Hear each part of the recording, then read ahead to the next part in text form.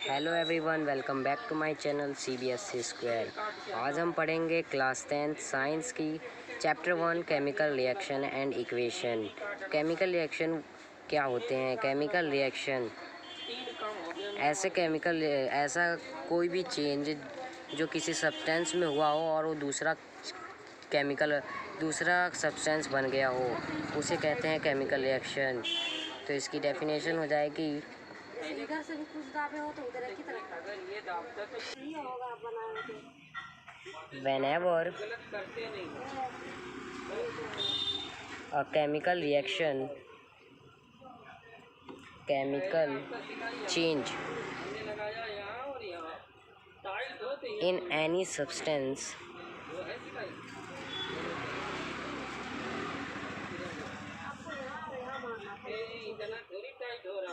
we can see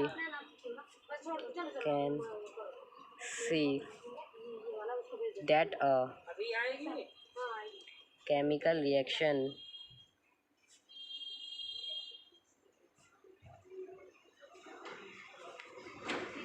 has taken place।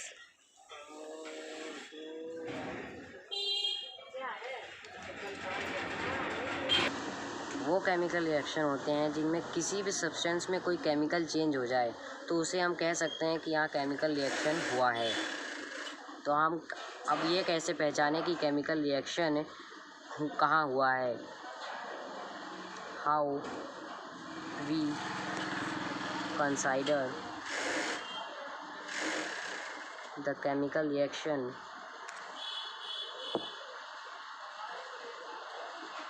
Has taken place.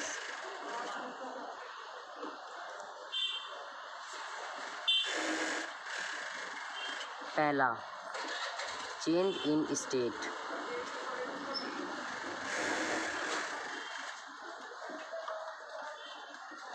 अगर state में change होगा तब भी वो केमिकल रिएक्शन होगा।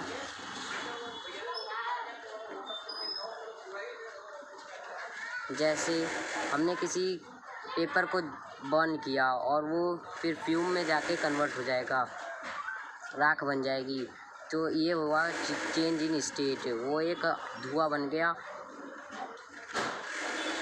दूसरा, change in colour. Change in colour में चेंज होना डी केमिकल रिएक्शन को दर्शाता है। तीसरा, चेंज इन टेम्परेचर।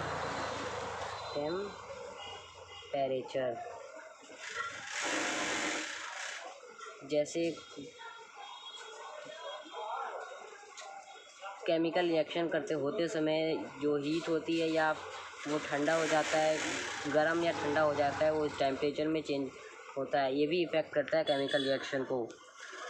और चौथा है evolution of gas.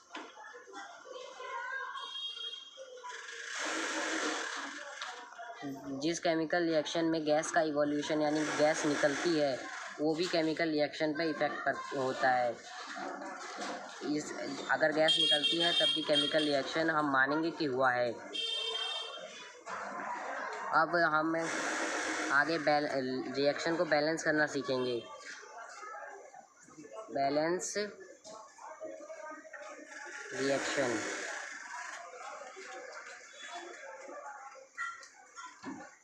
Reaction balance करते समय हमें ये ध्यान रखना होता है कि law of conservation of mass, यानी कि जो मास है कभी भी बनता नहीं है और ना ही ख़त्म होता है, इसलिए हम केमिकल रिएक्शन को बैलेंस करते हैं। जैसे कार्बन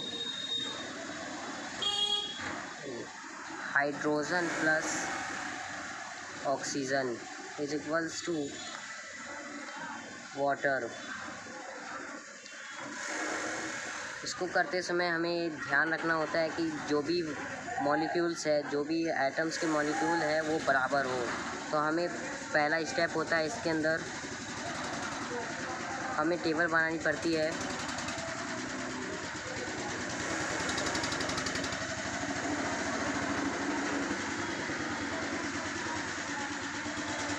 एटम रिएक्टेंट साइड,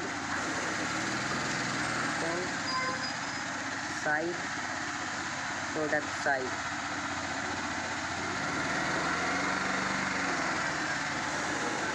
हमारे पास एटम है, एक हाइड्रोजन और एक है ऑक्सीजन। एक रिएक्टेंट साइड में हाइड्रोजन है 2 और रिएक्टेंट साइड में ऑक्सीजन भी है 2, लेकिन प्रोडक्ट साइड में रिएक्शन है, हाइड्रोजन है 2 और ऑक्सीजन 1 है। तो ये इक्वल नहीं है, हमें इसको इक्वल करना पड़ेगा, इक्वेशन को बैलेंस करना है। तो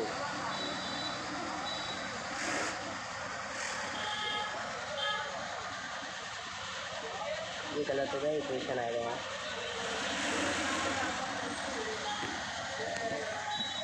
अब हमारा स्टेप 2 होता है ऑक्सीजन को बैलेंस करना है।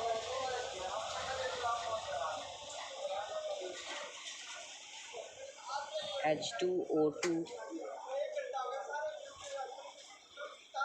H2O, हमें O को बैलेंस करना है। इधर 2 है, इधर 1 है, तो इसको हम O को 2 करना है, तो हमें इसको मल्टीप्लाई करना पड़ेगा 2 से। याद रखना, हम यहाँ पे नहीं लगा सकते, तो ना ही यहाँ लगा सकते हैं।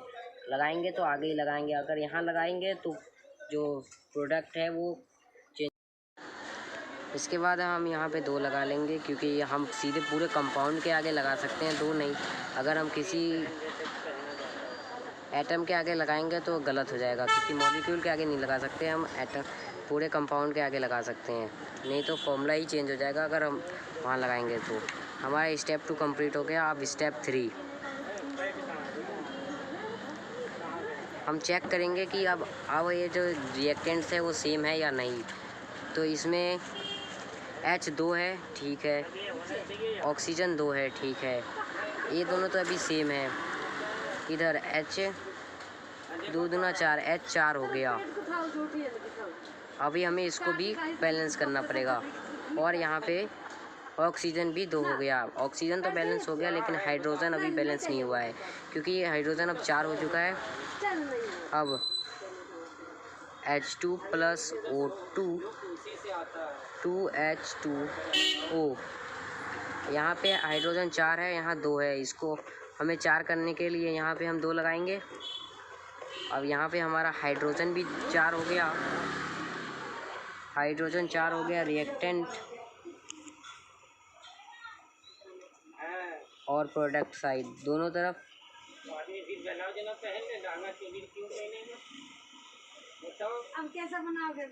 और ऑक्सीजन भी 2 हो गया, रिएक्टेंट और प्रोडक्ट साइड। ऑक्सीजन भी हमारा 2 हो गया, बराबर है, इक्विवेलेंस है, और हाइड्रोजन भी 2 है दोनों तरफ। तो इसे कहेंगे हम बैलेंस है। ये जो इक्वेशन है इसे कहेंगे हम बैलेंस हो गया। ये बैलेंस इक्वेशन है, जिसमें जो एटम्स हैं वो जो मास है वो बिल्कुल सेम है, यानी कि एटम्स जो हैं वो बिल्कुल सेम है। आगे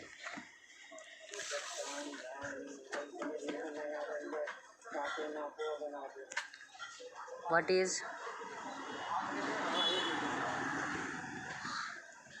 केमिकल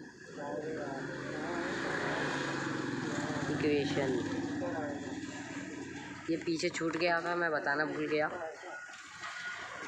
तो केमिकल इक्वेशन वो इक्वेशन होती है जिसे हम किसी मॉलिक्यूल के साइन के तरफ लिखते हैं। जैसे हमने अभी लिखा था हाइड्रोजन + ऑक्सीजन वाटर होता है।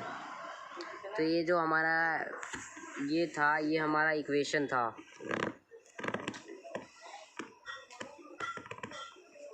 जिसमें हमने इसको बैलेंस किया था। ये ऐसी इस फॉर्म में जो भी हमारा रिएक्शन लिखा जाता है उसे हम केमिकल इक्वेशन कहते हैं। और प्रोडक्ट एंड रिएक्टेंट,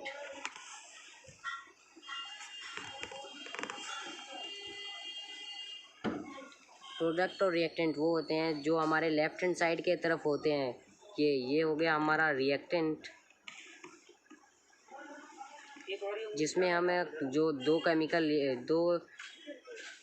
मॉलिक्यूल को एक कंपाउंड में बदलने के लिए इक्वेशन कराते हैं। और ये जो हमारा है लास्ट में जो हमें मिलता है वो होता है केमिकल रिएक्शन, वो होता है प्रोडक्ट। तो एक chemical reaction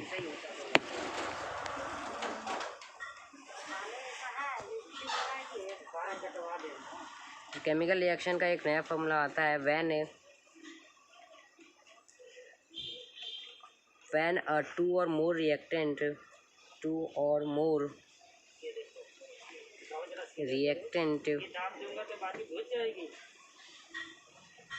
combines each other and form another two or more substances, two or more product. This is called chemical reaction.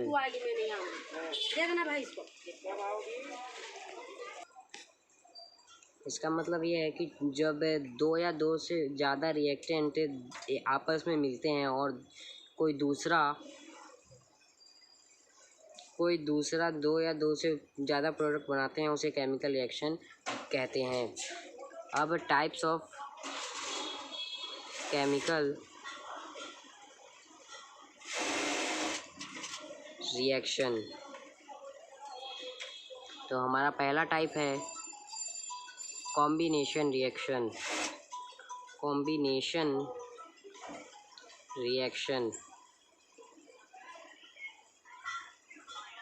जिसके अंदर वाला क्या बोला?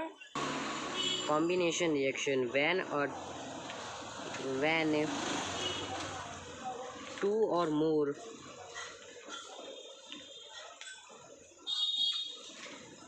reactant combines and form one product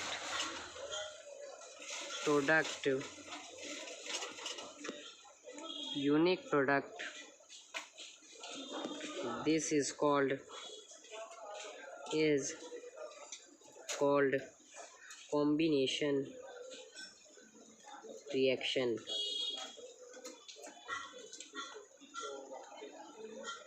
ऐसे रिएक्शन जिसमें दो या दो से ज़्यादा रिएक्टेंट कंबाइन होकर एक अकेला प्रोडक्ट बनाते हैं, उसे हम कॉम्बिनेशन रिएक्शन कहते हैं।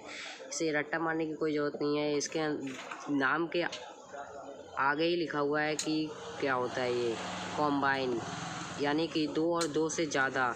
जैसे A+B मिलकर बनेगा C, यानी कि जैसे हमने अभी रिएक्शन को बैलेंस किया था हाइड्रोजन प्लस ऑक्सीजन, ये दो रिएक्टेंट मिले थे और एक अकेला प्रोडक्ट बना था वाटर।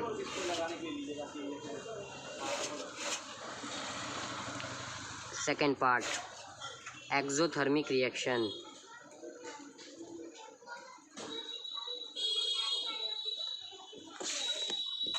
एक्सोथर्मिक रिएक्शन ऐसे reaction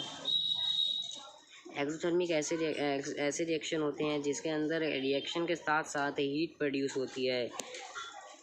when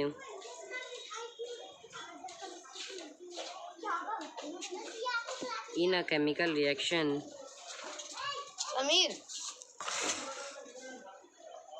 exothermic reaction when in a chemical reaction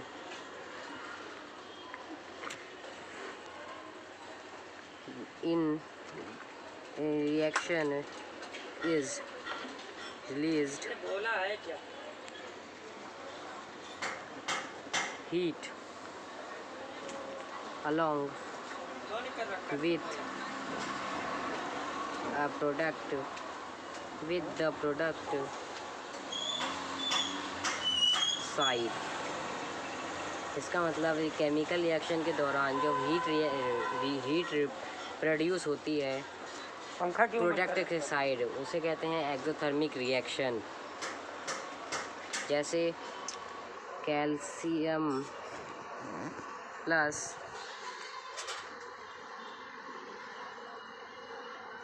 calcium oxide plus water, calcium oxide plus water CaOH2 plus heat.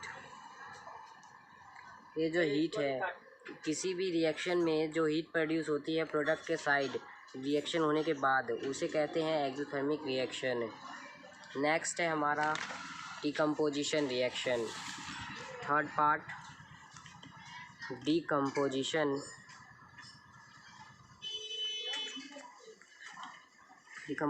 Reaction.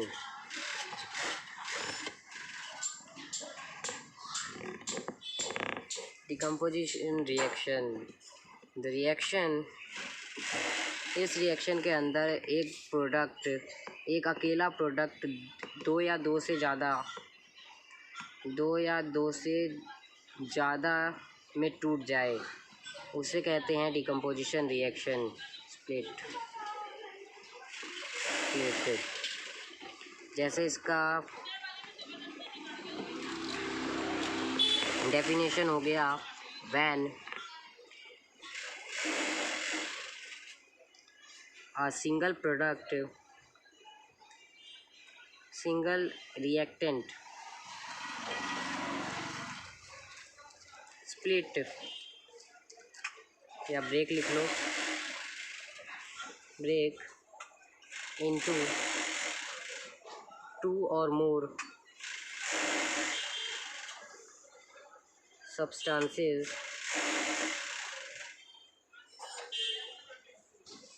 या प्रोडक्ट लिखो, प्रोडक्ट ठीक रहेगा। Product is called decomposition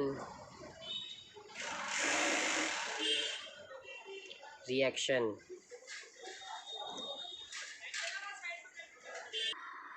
decomposition reaction, एक single अकेला reactant दो या दो से ज़्यादा में टूट जाता है और दो या दो से ज़्यादा प्रोडक्ट में टूट जाए, उसे डिकम्पोजिशन रिएक्शन कहते हैं। जैसे एग्जांपल ले लो,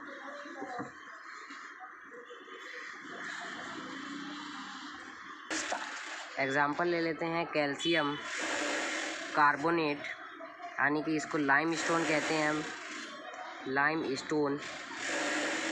कैल्शियम कार्बोनेट को जब हम हीट देते हैं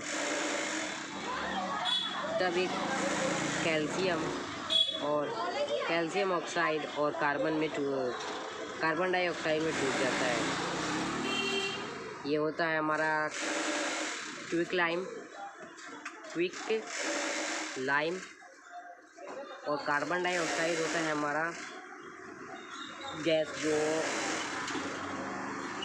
ये एग्जाम्पल भी हो सकता है हमारा एक्सोथर्मिक रिएक्शन का भी और डिकम्पोजिशन रिएक्शन का भी। तो डिकम्पोजिशन रिएक्शन के 3 पार्ट होते हैं। पहला, thermal decomposition. Thermal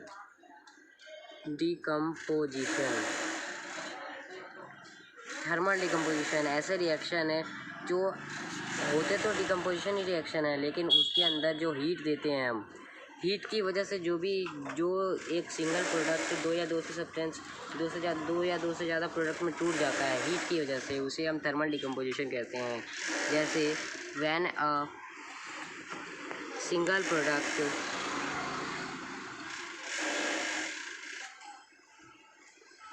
split into two or more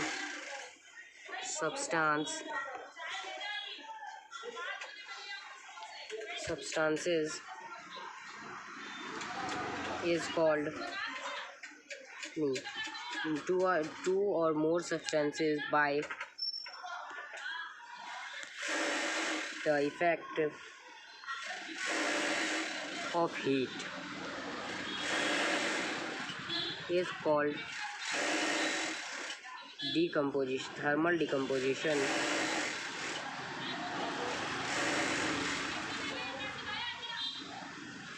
reaction, जैसे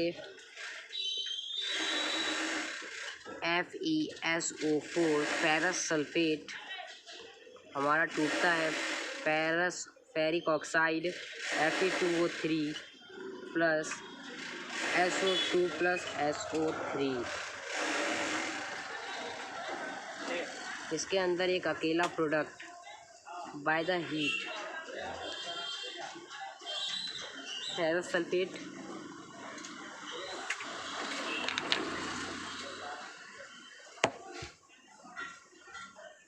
और फेरिक ऑक्साइड।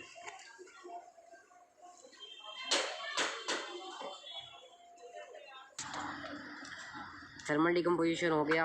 अब हमारा है electrolytic decomposition. Electrolytic decomposition, electrolytic decomposition इस डिकम्पोजिशन रिएक्शन में जब हम इलेक्ट्रिसिटी पास कराते हैं किसी भी रिएक्टेंट और रिएक्टेंट के से, तो जो हमारा जो उसकी वजह से जो इलेक्ट्रिसिटी की वजह से टूट जाए 2 या 2 से ज़्यादा प्रोडक्ट में, जैसे हो गया हमारा वाटर में जब हम इलेक्ट्रिसिटी पास कराएंगे तो बनेगा हाइड्रोजन और ऑक्सीजन। हाइड्रोजन चला जाएगा एनोड की तरफ चला जाएगा और ऑक्सीजन चला जाएगा कैथोड की तरफ।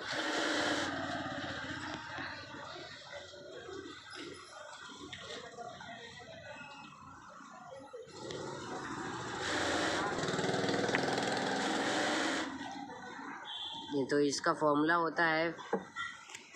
तो बिल्कुल सेम ही है।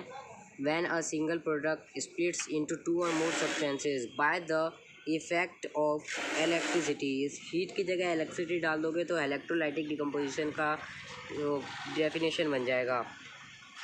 और तीसरा पार्ट होता है इसका हमारा फोटोलाइटिक डिकम्पोजिशन। फोटोलाइटिक डिकम्पोजिशन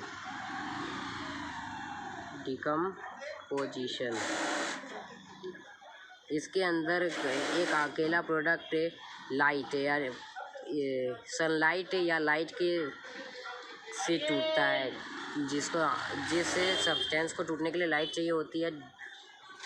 जैसे हमारा है सिल्वर क्लोराइड AgCl2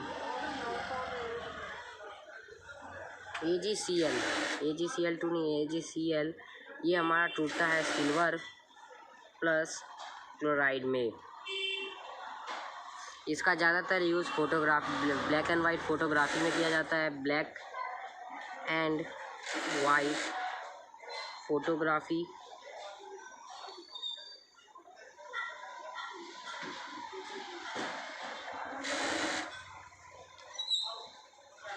और अगर ये नहीं रहता है तो ब्लैक एंड वाइट फोटोग्राफी के लिए सिल्वर ब्रोमाइड का यूज़ करते हैं, जो सनलाइट की वजह से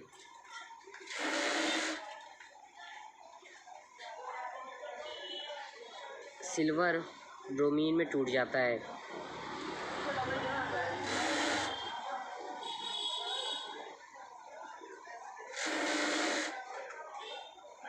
सिल्वर ब्रोमाइड में टूट जाता है और इसका होता है सनलाइट की वजह से टूटता है। तो यहाँ जब हम दिखाते हैं तो सनलाइट लिखना पड़ेगा ताकि जो नंबर है वो हमें मिल सके। अब अगला टाइप होता है इसका डिकम्पोजिशन रिएक्शन हो गया।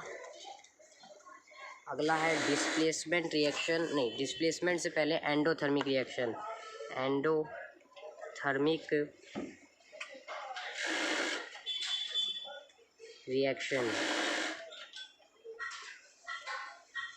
इस रिएक्शन के अंदर होता है जो हमारा जिस डिकम्पोजिशन रिएक्शन होता है, जिससे जिस भी सब्सटेंस को तोड़ने के लिए जो हीट दी जाती है, जो हीट देने का जो प्रोसेस होता है उसे हम एंडोथर्मिक रिएक्शन कहते हैं।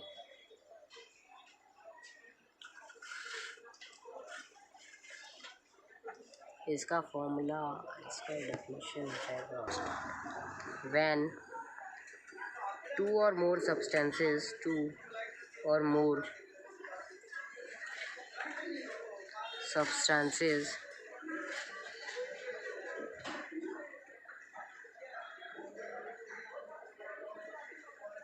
is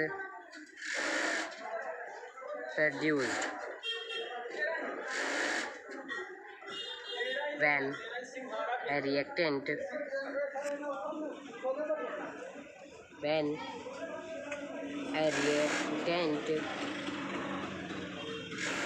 splits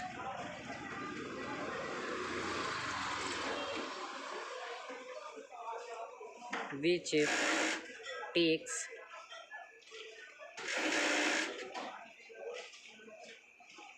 for a reaction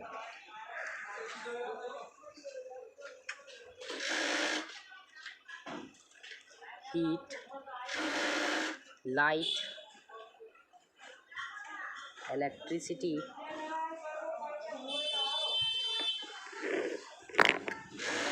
called endothermic reaction।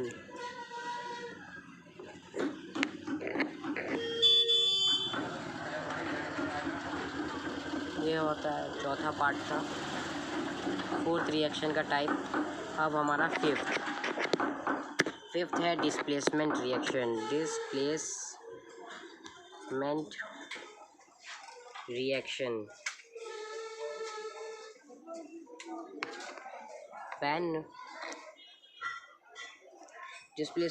में होता है high reactive element low reactive element को डिस्प्लेस कर देता है और उसकी जगह ले लेता है। डिस्प्लेसमेंट रिएक्शन का एग्जांपल ले लेते हैं।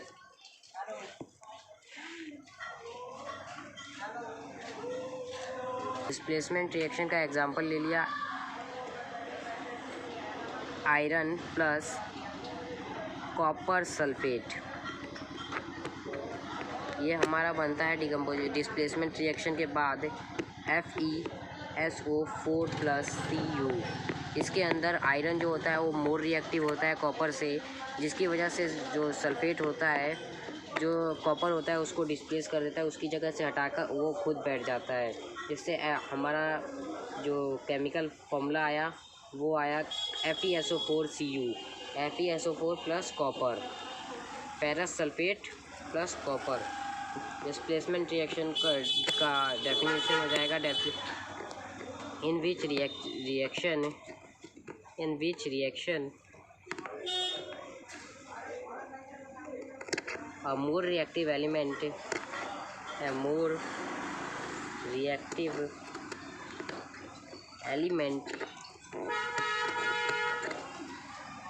displace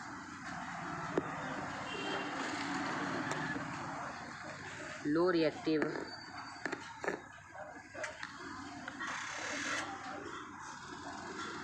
element from its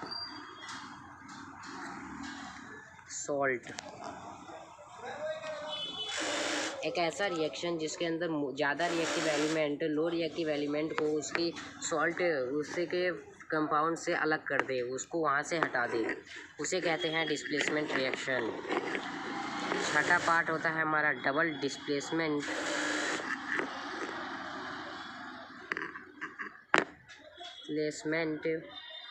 reaction.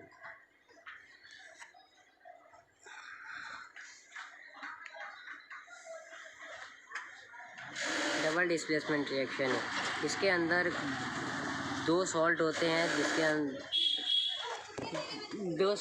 हैं और वो अपने आयंस का एक्सचेंज करते हैं। इन which reaction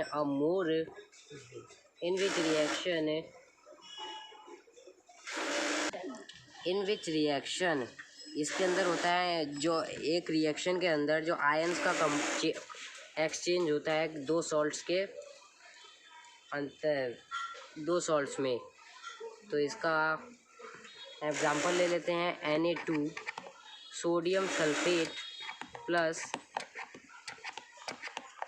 sulphate plus barium chloride, यार barium chloride, Na2SO4 BaCl2, double displacement के बाद हो जाएगा NaCl प्लस BaSO4। यहाँ दो लगा देंगे, ये रिएक्शन भी बैलेंस हो जाएगा। इसके अंदर यह होता है कि जो Na है वो इसको ये Na प्लस और SO4 माइनस का है, तभी ये दोनों जुड़ा हुआ है। और ये Ba प्लस Cl माइनस, इसके अंदर होता है ये Na इस Cl से मिल जाता है और ये SO4 इस Ba से मिल जाता है और बन जाता है sodium chloride plus barium sulphate. ये हमारे दो सॉल्ट बन गए नए सॉल्ट।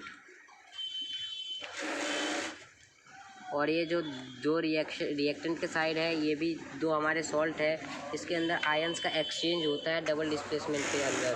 तो इसका डेफिनेशन हो जाएगा in which reaction the exchange of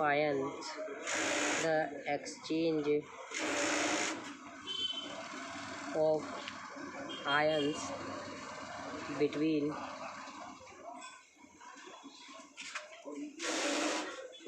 two salts called double displacement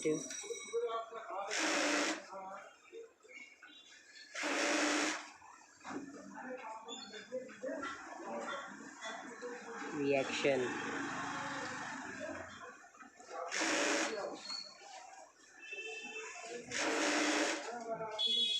ऐसा रिएक्शन जिसमें आयंस का एक्सचेंज होता है दो सॉल्ट्स के भीतर, दो सॉल्ट्स के आपस में, उसे कहते हैं डबल डिस्प्लेसमेंट रिएक्शन। अब हमारा आगे आता है ऑक्सीडेशन एंड रिडक्शन। ऑक्सीडेशन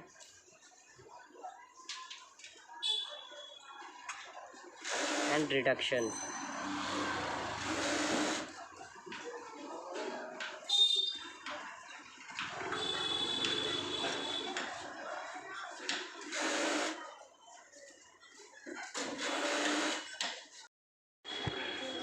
इन दोनों में बस छोटा सा डिफरेंस है।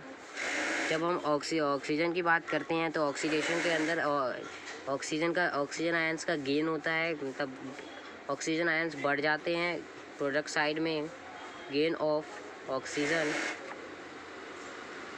और इसके अंदर लूज ऑफ ऑक्सीजन। लूज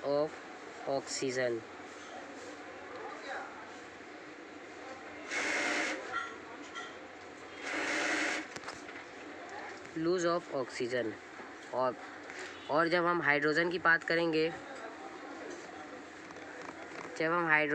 करेंगे, तो इसके अंदर लूज ऑफ हाइड्रोजन और गेन ऑफ हाइड्रोजन। सीधी बात है, जब ऑक्सीजन में ऑक्सीडेशन वो रिएक्शन होते हैं जिसके अंदर ऑक्सीजन बढ़ जाता है रिएक्टेंट प्रोडक्ट के साइड, या हाइड्रोजन घट जाता है प्रोडक्ट के साइड। और रिडक्शन में ऑक्सीजन घट जाता है प्रोडक्ट के साइड और हाइड्रोजन बढ़ जाता है इसे। और जब ये दोनों रिएक्शन एक ही साथ हो रहे होते हैं उसे कहते हैं रिडॉक्स रिएक्शन। इसके अंदर जो ऑक्सीडेशन और रिडक्शन दोनों रिएक्शन एक साथ होते हैं। जैसे एग्जांपल ले लेते हैं CuO प्लस H2 बनेगा हमारा कॉपर प्लस वाटर, यानी कि कॉपर कॉपर तो रिड्यूस हो गया, कॉपर का तो रिडक्शन हो गया, और हाइड्रोजन का ऑक्सीडेशन हो गया। ऑक्सीडेशन, तो इसे कहेंगे हम रिडॉक्स रिएक्शन। Redox reaction.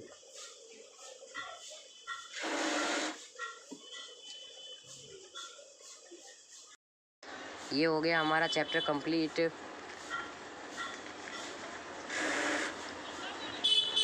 इस वीडियो को शेयर करें, लाइक करें और सब्सक्राइब करें। चैनल को सब्सक्राइब करें ताकि हमारा जो भी वीडियो डले वो सबसे पहले आप तक पहुँचे। Thanks for watching. Thank you.